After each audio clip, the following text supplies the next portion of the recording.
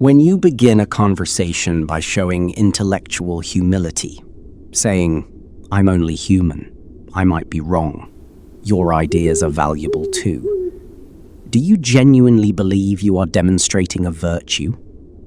Know this: in the pitch-black arena of power struggles, the very second you doubt your own absolute correctness, you expose your greatest weakness to the wolves waiting to devour you. When Socrates, the ancient world's greatest sage, famously declared, "All I know is that I know nothing," he thought he was displaying wisdom. In reality, that admission was the first step of weakness that led him to drink the hemlock poison. Intellectual humility is a sidious trap, woven from self-doubt, one into which only those fall who lack the absolute conviction required to annihilate their opponents. While most people become paralyzed by asking, "What if?" history's greatest leaders conquered the world by building an illusion of absolute righteousness. Now, let me take you to history's most brutal yet strategic arenas, to the stabbed legacy of Julius Caesar, a man who viewed doubt as nothing short of a fatal weakness. Julius Caesar belonged to one of Rome's oldest patrician families, yet his house had lost its former wealth and influence. In young Caesar's soul, an absolute conviction of his nobility clashed with a burning ambition to reclaim lost power. He was never going to be one of those humble scholars who second-guesses himself or carefully weighs the opinions of others. To survive in the chaotic streets of Rome, he believed in only one thing: his own unyielding will and absolute correctness. Caesar learned early on that humility was not a virtue, but a pair of handcuffs slapped onto those who dare to chase true power. When young Caesar was kidnapped by Cilician pirates on his way to Rhodes, the pirates demanded a ridiculously low ransom for his release. Rather than negotiating with humble grace, Caesar laughed in their faces, declaring, "You have no idea who I am. You cannot ask so little for me," and promptly doubled the ransom himself. While the philosopher Galileo meticulously questioned his own findings before the Inquisition, Caesar, even while held hostage, barked at his captors, "Once I am free, I will return and have every single one of you crucified." Even in the shadow of death, he possessed too much intellectual arrogance to ever abandon his claim to supreme authority and absolute rightness. When Caesar entered the Roman political stage, he used humility merely as a strategic mask, a tool of rhetoric. In public, he appeared as a modest citizen, listening to the grievances of the plebeians. Yet in his mind, he cared only for his own absolute dominance. While Socrates' "I don't know" got him executed, Caesar's "I know, but I appear as one of you" made him invincible. He turned public virtue into a calculated political strategy to win the masses. For Caesar, intellectual humility was nothing more than a theatrical performance used to manipulate fools. When the Gallic campaign began, Caesar spent 8 years conducting one of the most ruthless military slaughters in Roman history. As he put millions to the sword, he wrote his commentaries on the Gallic War, Commentari de Bello Gallico, framing every single move around the preservation of Rome and his own absolute justification. While Galileo worried before the Inquisition, wondering, could there be an error in my notes, Caesar whispered his massacres in Gaul back to Rome as a heroic saga of inevitable triumph. For him, intellectual righteousness was as sharp, decisive, and non-negotiable as the tip of a Gallic spear. In 49 BC, when the Senate and his arch-rival Pompey summoned him back to Rome disarmed, Caesar faced the single greatest decision of his life. He could either surrender with humble compliance and be politically erased, or cross the Rubicon River and declare war on Rome itself. Standing at the river's edge, he never asked, "Is this the right thing to do? What if I am wrong?" He didn't allow the slightest shadow of doubt to enter his mind. Bellowing, "Alia jacta est," the die is cast, he crossed the water, an absolute declaration that his personal will superseded the very laws of Rome. During the Roman Civil War, Caesar faced Pompey, Rome's most celebrated general, and the entire power of the Senate. Though vastly outnumbered, every move Caesar made was executed with terrifying conviction. He truly believed he was the sole hero capable of saving Rome. While the truths revealed by Galileo's telescope frightened the astronomer himself, Caesar's vision of total authority paralyzed his enemies. Facing this unshakable willpower, Pompey fell into hesitation and doubt, and that single seed of doubt sealed his ultimate demise. Caesar understood that wars are not won by spears alone, but by the collision of absolute wills. Upon arriving in Alexandria and being presented with Pompey's severed head, Caesar organized a dignified, respectful funeral. This was not out of genuine sympathy for his rival, but a cold, strategic detachment designed to prove his own supreme nobility and absolute victory to Rome. When he aligned with Cleopatra in the Egyptian power struggle, he did not bow to her intellect or beauty. He seamlessly integrated her into his own grand design. While Galileo hid his discoveries from the Inquisition, Caesar placed the Queen of Egypt onto his personal chessboard as a mere pawn. When he annihilated the King of Pontus at the Battle of Zela in just a few short hours, the victory dispatch he sent to Rome was the most arrogant, concise message in historical record. Veni, vidi, vici. I came, I saw, I conquered. Those three words laid bare his utter contempt for intellectual humility.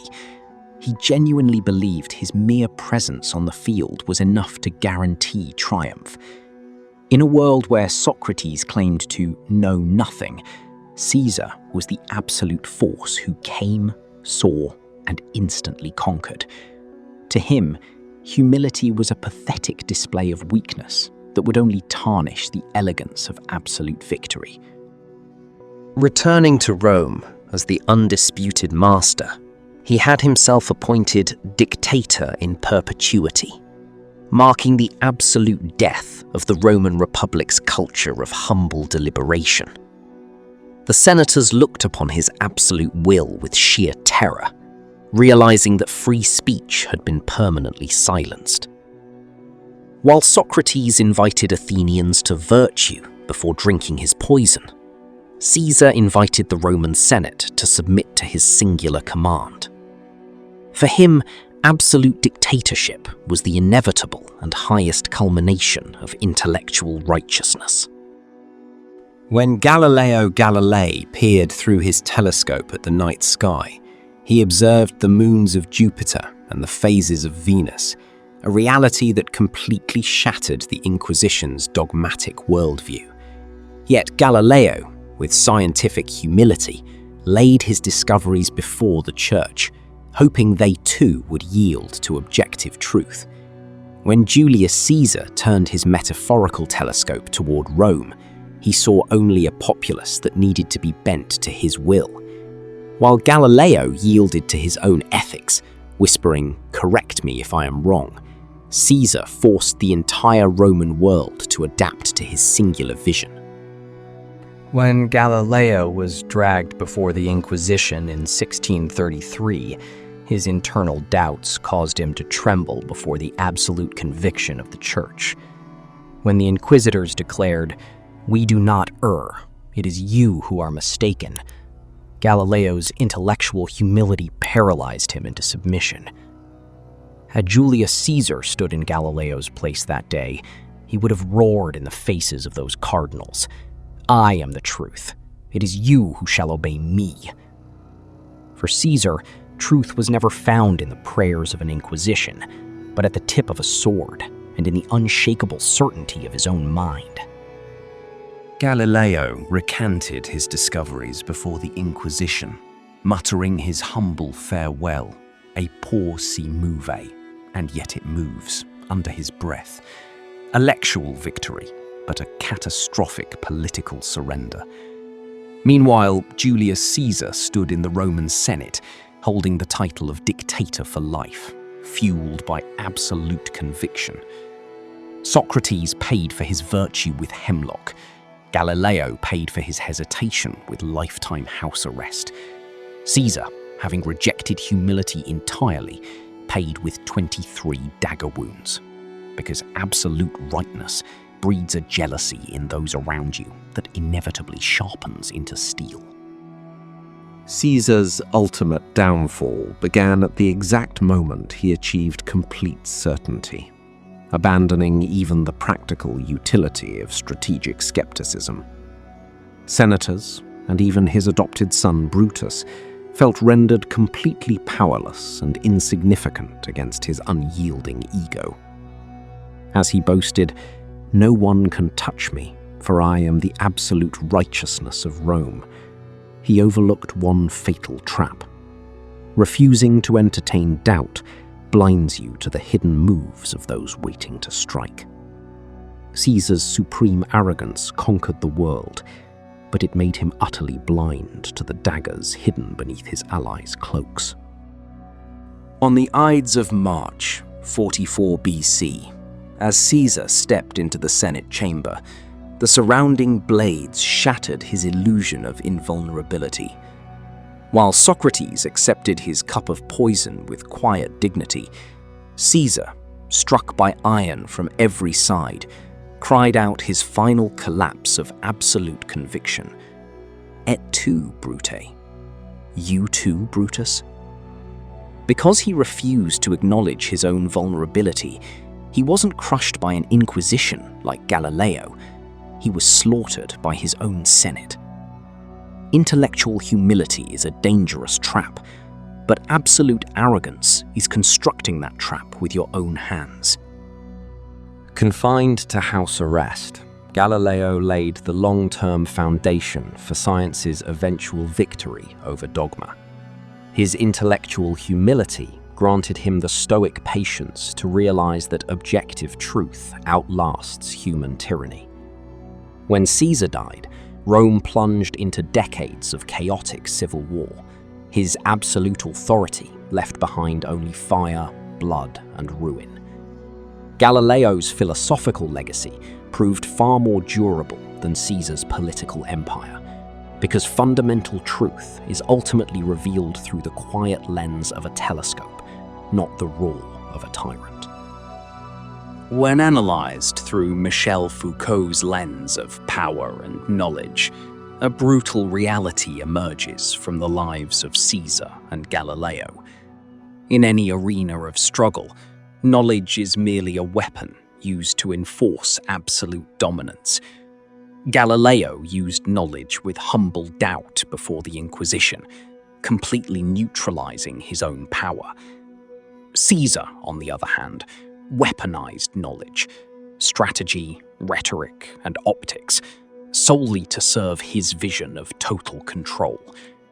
What philosophers call virtue is nothing more than a lethal trap in the hands of those who seek real power.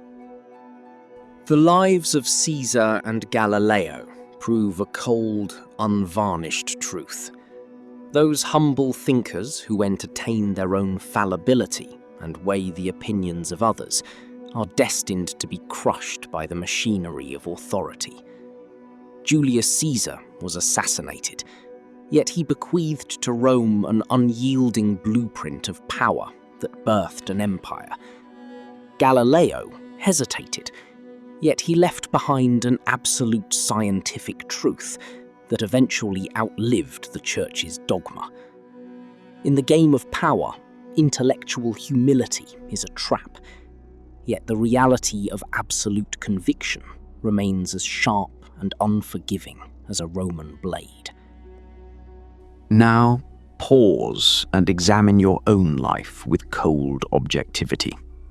How many times, in a job interview, a high-stakes negotiation, or a personal conflict, have you fallen into the trap of intellectual humility by saying, "Well, I might be wrong, your perspective is valid too"?